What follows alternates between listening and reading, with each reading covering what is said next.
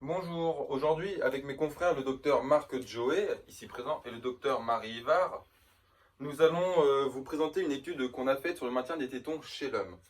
Nous allons vous montrer à partir de notre étude que les tétons chez les hommes, bien qu'à première vue nous semblent inutiles, ils persistent au cours du temps comme une contrainte de construction. Notre étude est découpée en 4 grandes parties. La première sera présentée par le docteur Joé, il va comparer les structures des seins chez l'homme et la femme. La deuxième partie sera présentée par le docteur Noé, qui va identifier les mécanismes permettant leur développement dans la phase embryonnaire, puis dans l'adolescence, puis jusqu'à l'âge adulte.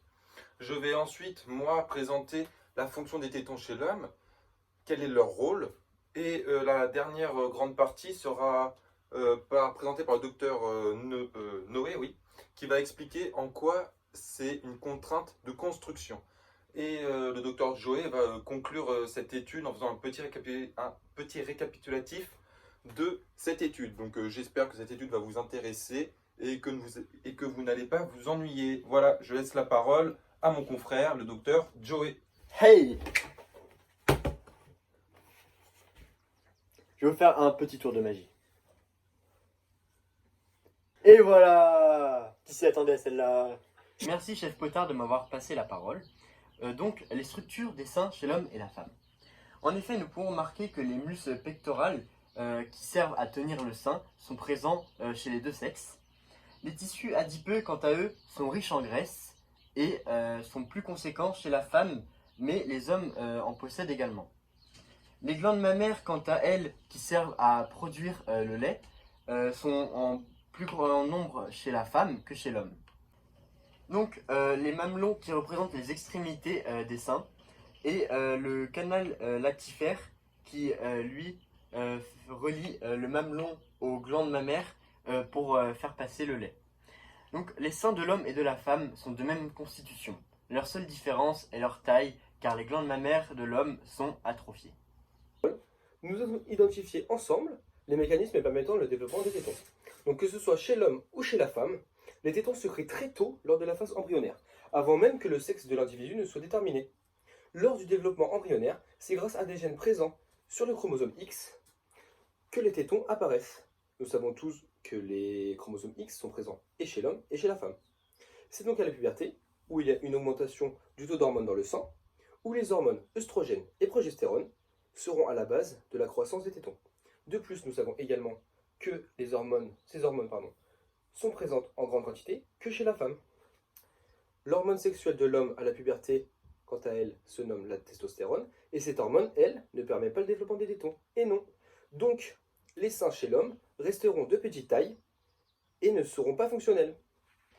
Le développement des seins chez la femme continue lors de la phase de grossesse et même après l'accouchement. Les mêmes hormones sexuelles que nous avons vues lors de la phase de puberté seront présentes, à savoir la progestérone ainsi que l'œstrogène. Et de nouvelles hormones vont s'ajouter à celles-ci, à savoir la prolactine et l'ocytocine. Ces 4 hormones vont aider à former de nouveaux lobes qui vont servir à la sécrétion du lait.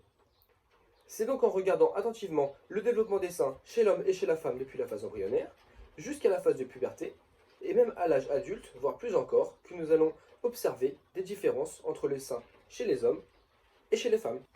On peut remercier le docteur Marie Ivar pour sa présentation très précise qu'il vient de nous faire. Moi, je vais vous présenter la fonction des tétons chez l'homme. Donc on a vu précédemment que l'homme produisait de la testostérone à la puberté et que cela ne permettait pas leur développement ni leur fonctionnalité. On peut donc se demander à quoi vont-ils servir. Donc on sait que les tétons chez les hommes n'ont pas de fonction de lactation car la production de prolactine est bloquée. Mis à part des cas particuliers où il peut y avoir une production assez faible de lait due à des facteurs variables comme des prises de médicaments ou des cultures où les hommes s'occupent beaucoup des bébés, mais globalement, les tétons n'ont pas de fonction de lactation.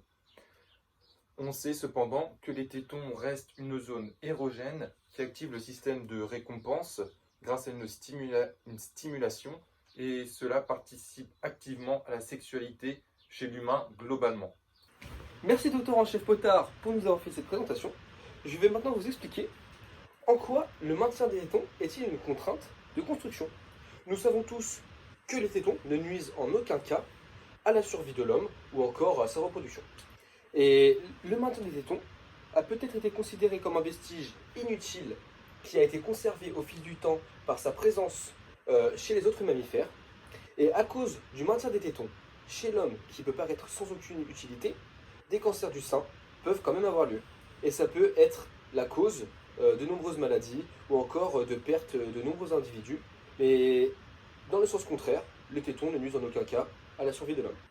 Merci à Chef Dr Potard ainsi que Dr Noé pour nous avoir tout bien expliqué, tous ces phénomènes. Donc nous pouvons conclure que les tétons masculins sont des vestiges hérités de nos ancêtres mammifères et sont formés à partir des mêmes cellules que les glandes mammaires chez les femelles. Car les seins de l'homme et de la femme sont de la même constitution. Leur seule différence est leur taille étant donné que les glandes mammaires de l'homme sont atrophiées.